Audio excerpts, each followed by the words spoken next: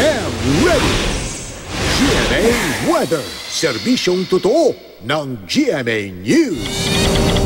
Mga kapuso, binaha ang ilang bahagi ng Luzon, Visayas at Mindanao matapos ang magdamag na ulan. Sa Sarat, Ilocos Norte, nawasak ang isang footbridge dahil sa malakas na ulan, habang sa Ormoc City sa probinsya ng Leyte, binaha ang ilang kalsada.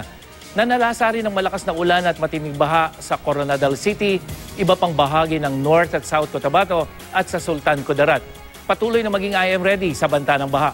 Dahil bukas ng hapon, posibleng ulanin ang mga rehiyon ng Ilocos at Cordillera, Central Luzon kasama na ang Southern Tagalog Provinces base sa datos ng The Weather Company.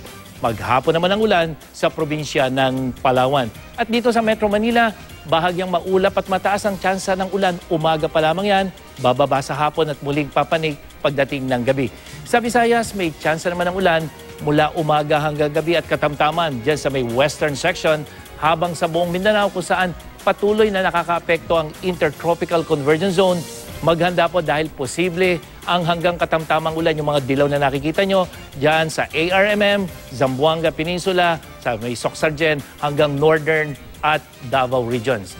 Mga kapuso, base naman sa datos ng Climate Prediction Center, mataas ang posibilidad na may mabuong bagyo dyan sa may Western Pacific Ocean kasama na ang PAR bago po matapos ang buwan ng Hulyo.